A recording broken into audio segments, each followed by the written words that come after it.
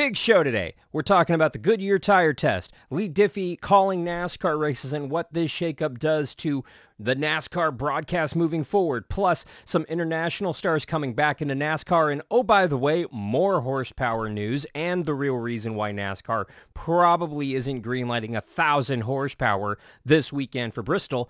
And oh, by the way, it's Bristol weekend, so let's go ahead and get ready for it the only way we know how. High, push it, checker flag, hell yeah! What's the caution for? Me? Can I not push it in? Stop anybody. Come on, he's going! Way to go, boys! One hell of a job, man, one hell of a job. Thank you so much. Hey gearheads, and welcome on into Shifting Gears for a now Friday, March 15th, 2024. Yes, shows are on Friday now because my schedule's gone to hell in a handbasket. I'm debating whether or not I want to go ahead and do the entire show with this thing on. I'm going to say probably not, even though it's Bristol weekend. Let's be smart about this. NASCAR listened to the fans, they removed the dirt, and for some reason they think that adding red paint to the wall at Bristol this weekend is suddenly going to go ahead and sell a couple thousand extra tickets and actually fill that place up. I tend to doubt it, but let me know what you think in the comments down below. And while you're there, make sure that you mash that subscribe button so that you do not miss an episode. And of course, log on to arnrace.com for the latest motorsports news. ARN, the Motorsports Authority. Lots to cover in the episode today, a lot of sound and things, so we're just going to go ahead and dive right in, starting with the Goodyear tire test at North Wilkesboro. They recently repaved the racetrack in North Carolina, and they needed to make sure that the Goodyear tire that they're bringing out there will work, so they went out there with a few drivers, more specifically Joey Logano, William Byron, and Ty Gibbs, one from all three of the prospective manufacturers, in order to test a number of tire compounds to see what wore better and how the racetrack was behaving. And yes, in case you're wondering, it does give Logano, Byron, and Gibbs all kind of an advantage when we go back there for the All-Star race in May, but not that much of an advantage. And oh, by the way, it's just the All-Star race, no points on the board, so it meh. But thanks to Bob Pockris, love me some Bobby. Thank you, Bobby, because business is always booming. He got the job done and provided us with some good questions out there, asking Joey Logano, what's going on with the racetrack and how's the repave look? There's still some character. It's still a unique shaped racetrack, which is all good. You know, there's a pretty big bump down into turn one. I think where the wall was out too long and they cut it, and it's kind of a interesting area. And there's a huge bump leaving four, which really kind of upsets the cars. I don't think that's bad. I'm okay with that. That's something that made this racetrack so cool in the past, is that it had a lot of character. It's bumpy. You're forced to move around them because it was challenging. You make the thing like glass, I don't know if that really makes racing better. I like it. I like a racetrack that has characteristic. I love it. I think it actually does produce some great racing, and I agree with Joey Logano right there. There's no question about it. If a racetrack is glass smooth and no bumps, no nothing, it's boring. It is insanely boring. However, when there are bumps in the racetrack, there's characteristic, there's cracks, there's grooves, there's seams. It creates a challenge for these drivers, and they have to find that speed, move the car around, find the lines that work, and it provides options for these drivers that actually do make things significantly more entertaining for the fans, for the racing. I like that. I like the fact that you look at North Wilkesboro, it's already got a ton of character as it is, with the elevation changes between turns 1 and 2 and 3 and 4. And now there's some bumps coming out of 4, meaning you're going to get up on it and you're going to get a little bumpy. I dig that. It's something that I miss with Daytona sincerely when they did the repave. And I'm excited that intentionally or unintentionally, they kept that characteristic. And even William Byron was talking about what this new pavement is going to race like, and that we might see more wrecks. Being a short track, it'll probably be a lot like Richmond was when they repaved it. And so I vividly have seen some of those races, and I feel like it was pretty treacherous. A lot of guys would, get in crashes, or there'd be a lot of restart wrecks. So I think the racing could actually be pretty exciting with a repave on a short track. But yeah, it won't have the style of like comers and goers, I don't think. I think it'll be the guys who are up towards the front will be racing hard, and there's probably just going to be more wrecks. I tend to agree with Byron right there. I do think that we are going to see a good amount of wrecks because guys are going to be slipping and sliding, trying to find some grooves, trying to find any grip that they can on this racetrack. And because of that, we are going to see them getting a little physical. It's also a short track. Before I go any further, massive shout out to everybody at Spire Motorsports, but most importantly, Malik Ray, who got his first career victory. Did I get? Did I? Dude, don't tell me that. Let's go! Let's go!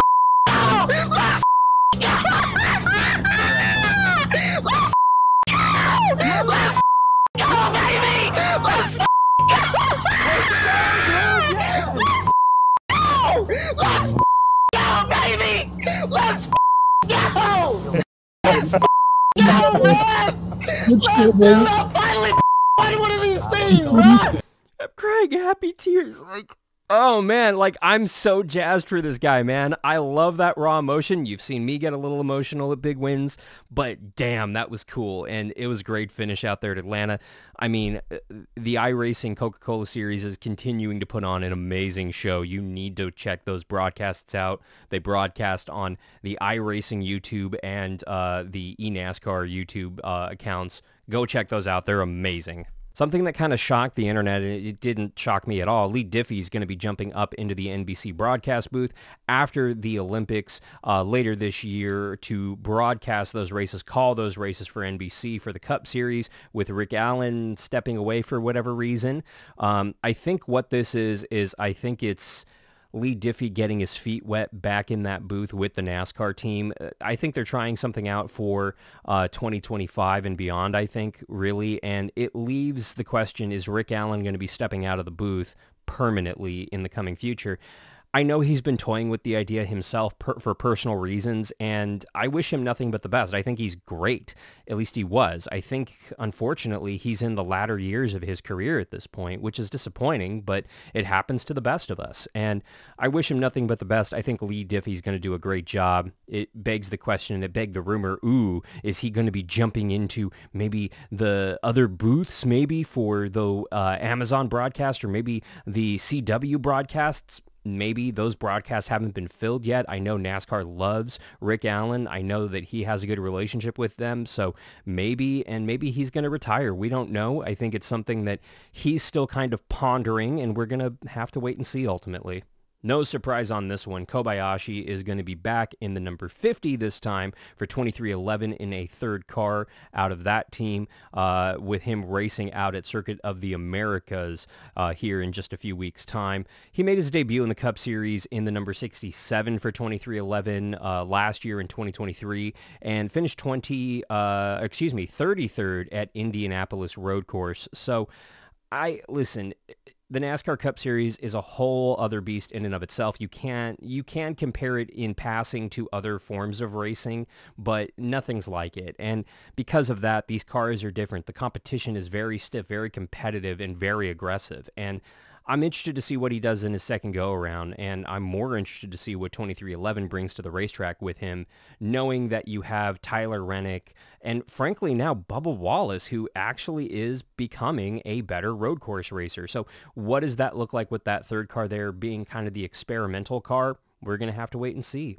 And the thing that the entire NASCAR Twitterverse has been harping on, and everyone in the NASCAR world has an opinion on, horsepower. I am so f***ing sick of talking about horsepower on this show. I can't tell you how sick I am about it.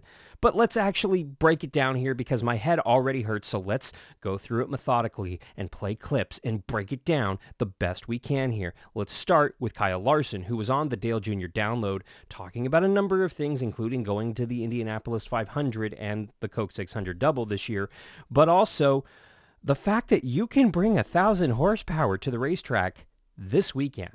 We could bring 1,000 horsepower next week. They're literally taking the engine that I won with at Vegas and making it a 1,000 horsepower engine to put in one of Rick's personal cars they're building right now. So they can do it. That's pretty damning for NASCAR right there. Listen, it's not a technical standpoint. It could be done. These engine shops are ready to go, and all they have to do is essentially click it up a notch, and we can bring 1,000 horsepower to the racetrack right now. From a marketing standpoint, from an experience standpoint, from a racing standpoint, NASCAR needs to do this. They're idiots for not doing it, and I know NASCAR is going to be pissed at me for calling them idiots again. What else is new? But really, look at what Garage 56 did in Le Mans. It wasn't that here comes a NASCAR. Yes, that was the headline for some of the international media, but the thing that really drew people's attention was the sound, the horsepower, the raw American power. That was the coolest thing about Project 56 last summer, and it made it go viral. It absolutely blew it up. There were so many wonderful memes about the thing coming down the front stretch, like full throttle, opening up, going through the gears. It was freaking badass. I want that at every single NASCAR race this year, period. NASCAR can do it. They're choosing not to. It's not noise ordinance. It's not any little thing. It's a couple of reasons we're going to get into, but Kyle Larson brought up a really great point. People were talking about the fact, well, you know, they want to attract other manufacturers, and just higher horsepower is harder to do. Let me get this straight. Because Honda can't get it up, we all have to dumb ourselves down and dumb down the racing product because Honda can't figure out how to get more horsepower in an engine? Apparently. But Kyle Larson, he brought up a really good point. As long as I've been in the sport, which is longer than 10 years, it's been the same 3 manufacturers. So maybe somebody else is coming and maybe they're the ones pushing for lower horsepower, but I've yet to see anybody new come in. Kyle Larson is absolutely right. Since Dodge left the sport of NASCAR after the 2012 season, there hasn't been another manufacturer even remotely interested in coming into NASCAR. Yes, Honda's been teasing NASCAR and teasing NASCAR fans. Ooh, we're thinking about coming. Ooh, you get those horsepower numbers down low enough for us to compete with you. Maybe we'll step our toe in this water. But NASCAR did that. They lowered the horsepower in the Cup Series to, frankly, allow Honda to catch up. And guess what? They're still, maybe we won't, maybe we will, me. In the meantime, for basically the last few years, we have dumbed down the racing product. We have dumbed down the on-track product and the atmosphere at the racetrack to potentially let Honda come into the sport. Why? I agree with, frankly, everyone in the media, everyone in the garage area, everybody who's even remotely turned on NASCAR in the last few years. Give us the horsepower. Let's stop pleasing Honda, who may or may not be coming to NASCAR for 15 years and may or may not continue to come to NASCAR for the next 15 years. Let's actually make the racing product better now, today, this weekend at Bristol. Dial the horsepower up to 1,000. It could be done. Let it be done. Even Kevin Harvick, who is a driver turned broadcaster, Hall of Fame driver, by the way, even he agrees it needs to be done now. It's got to have more than 1,000 horsepower. For the life of me, I cannot understand why we want to keep spending millions and millions of dollars on CFD and wind tunnels and changing parts and changing pieces. The engine cost hasn't changed since we changed the engine rules. I don't understand why we just don't want them to blow the back tires off the car. It doesn't make any sense to me. I watched the foot cam in the 48 car this weekend. We had it on the broadcast talking about the laps, and it's brake, come right off the brake. So to me, it needs to be brake. Oh my God, I'm fearing for my life going in the corner. Pucker factor high. Pucker factor. Fast down the straightaway. I need to slow this thing down way more than what I think I need to.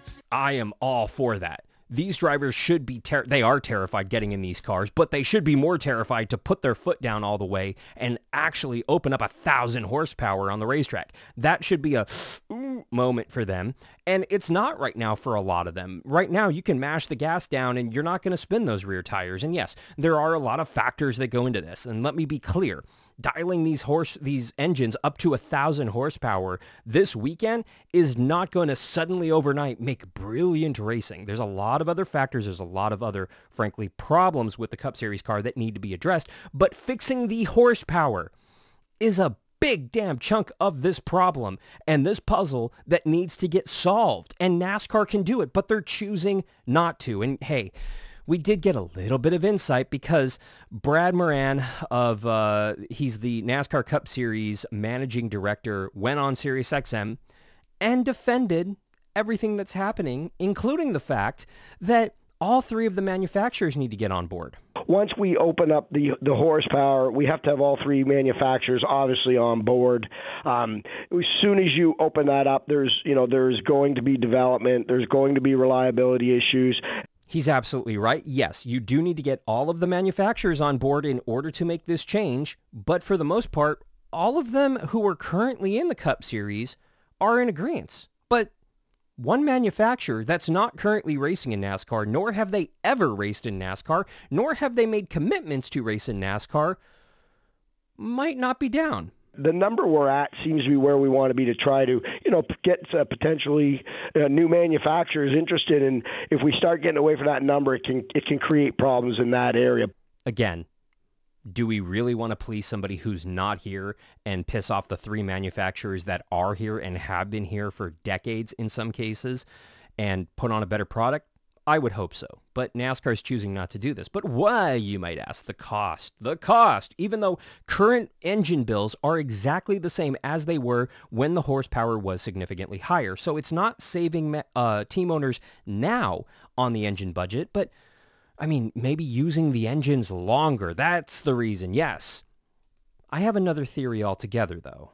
Again, putting that cost back into the engine builders, into the engine builders category, where they certainly will develop and start developing the engine. He just admitted it right there. NASCAR has admitted they don't want to put extra costs on these teams. What else is happening between NASCAR and team owners right now, you might ask? Let me think. That charter agreement.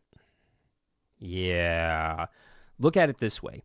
The teams essentially want one more thing. They want two big things right now, actually, that NASCAR is not really comfortable giving them. They want to make the current charter system permanent. And for some reason, NASCAR doesn't like the word permanent, so they use the term evergreen to please NASCAR, who clearly have never picked up a thesaurus and don't know the difference between the word permanent and evergreen. Fine. We'll go ahead and give them the word evergreen in order to please them.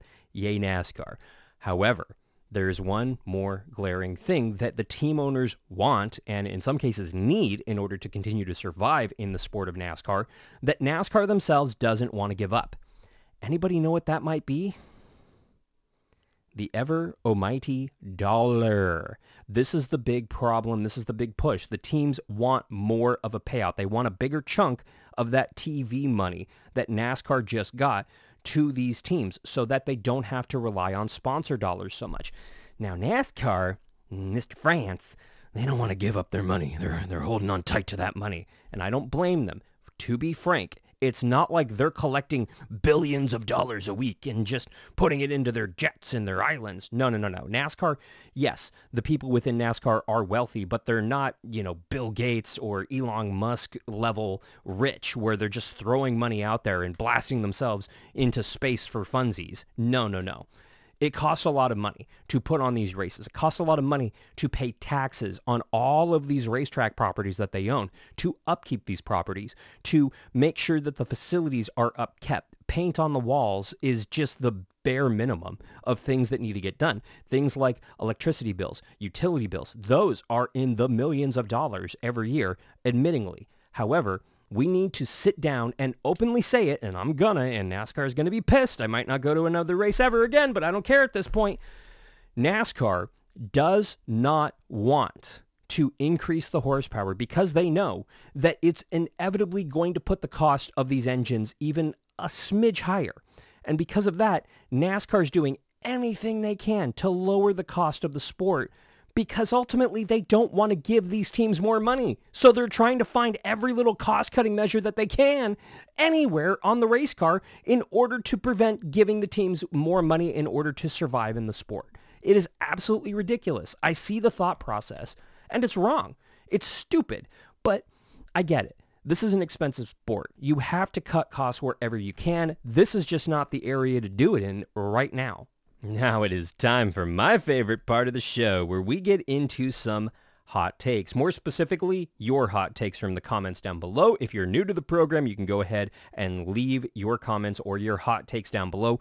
Anything in the NASCAR or the racing world is up for grabs, so go ahead and leave it right now. We will go ahead and start with this one, though. Actually, I thought I heard the short sidewall holding up under more horsepower was also part of the issue, since we're already on the edge of what these tires can handle. Yes, in theory. And let me be clear here. If we dial the horsepower up to 1,000, Goodyear's going to have to completely redo most of the tires for most of the racetracks. Goodyear has, I believe it's in the neighborhood of about 20 different tire sets or different tire types with different load wear and wear factors, etc. This is all very technical. It's over my head. I'm not going to try to explain it. But yes, Goodyear would have to essentially re-engineer some of these tires. And part of the problem, and this is a great problem to have, I am not complaining about this. Please do not spin it that way. The Goodyear tires are too good. They're too good. They don't wear enough. Like, that's what it basically boils down to. They need to wear more. They need to wear out and give out more, and they don't do that right now. And yes, with more horsepower means that those tires are going to be spinning at a higher rate of velocity. The risk of them falling apart is there. If we just simply put a new engine in and slap on the same old tires, that problem could happen. I'm not saying it will. I'm saying it could. And I'm sure Goodyear, if they're told, hey, we're putting more horsepower in these cars, Goodyear will go, got it, and bring a tire compound that will probably work. We're not going to get the Firestone 05 levels, but it's not going to be great. So yes, there are a lot of things that need to happen before just dialing the engines up to 1,000. So please don't take it that way, but there's things that need to happen. Hot take. Instead of Dillon retiring, he would follow his brother to trucks. Oh, yeah. Listen, I feel bad for Austin Dillon. If you missed it, there was a rumor a few weeks ago that was circulating amongst the internet sleuths that Austin Dillon was going to retire. And to be frank, he's in that part of his career where he has to decide, when are you going to retire? How much longer are you going to do this? And I'm sure Austin Dillon has sat down and had this conversation with his grandfather and his family, and they probably have a rough idea on when he's going to retire. A lot of people hope that that's going to be after the 2024 season. I don't believe it. I just think the guy's in the worst luck of his career ever, and probably one of the worst strings of bad luck we've ever seen in the Cup Series. That might be a video topic that I'm sure somebody will go ahead and run with. Please do if you want to. Because he had 10 DNFs last year. Most of those were not of his doing. Just wrong place, wrong time, engine failure, part failure, etc., tire failure, whatever. This year, I think, like, out of the 4 races, hasn't he DNF'd in 3 of them? I mean, come on. This guy just has horrendous luck at this point, and it's nothing against him. It's not like he's out there doing something he shouldn't be doing. It's just bad luck, wrong place, wrong time, shenanigans, and damn, I want to see it turned around, because that's rough, man. It's really rough. Hot take. If Homestead doesn't return as the season finale in 2025, if Phoenix isn't hosting it, I wonder how either the Charlotte Oval or Kansas will do as the season finale. Oh, let me say this once, and I mean no disrespect to Kansas, Charlotte, or their respective cities. That will never f***ing happen. Ever. I'm sorry. Because the simple fact of the matter is Kansas and Charlotte are small markets. Phoenix is not that much better, but it's a newer racetrack in a bigger market with some big sponsors that are out there in Phoenix. And it's really close to Southern California, Los Angeles. It's within driving, flying distance. That's a lot more accessible than Kansas. So no, we would never see a season finale at Kansas or Charlotte, Roval or Oval. I mean, honestly, looking at it, what other markets, what other racetracks could we potentially go to? Sonoma might have a better shot than Kansas. Texas Motor Speedway has a better shot than Kansas. Miami, I think, is pretty high just because the racing is so phenomenally good. The facilities, not as good as Phoenix, nowhere near as good as Phoenix, but still better than some of the racetracks we go to. I mean, there are a lot of factors that go into picking where you put the season finale, and I'm telling you right now, as soon as the Fontana half-mile track, and that's what I'm calling it, because Auto Club, the naming rights expired already, and it's no longer Auto Club Speedway. So the Fontana half-mile track will host the season finale whenever that track opens, no matter what the actual on-track racing product looks like. Heading out to Bristol this weekend, and I know they made a massive deal about the fact that they painted the walls red again like they did back in the day. that's cool, but it's not going to produce better racing. It's not going to keep rain from dousing a bajillion gallons of rain onto that racetrack, and by all accounts, it looks like weather's in the forecast for this weekend, unfortunately.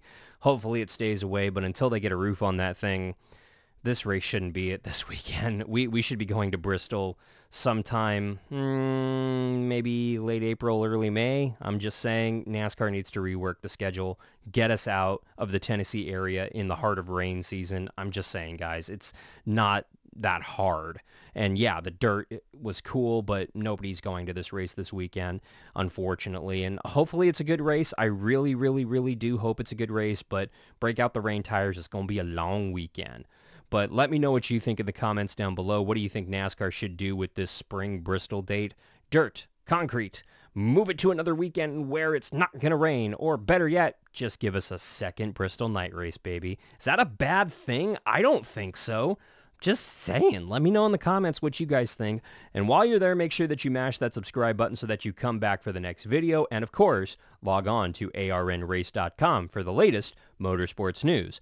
ARN, the Motorsports Authority. I want to thank you for watching all the way to the end. Hopefully NASCAR's not too pissed at me. Steve Phelps. Shit. I gotta go. For Shifting Gears, I'm Alan Bailey. We'll see you at the track.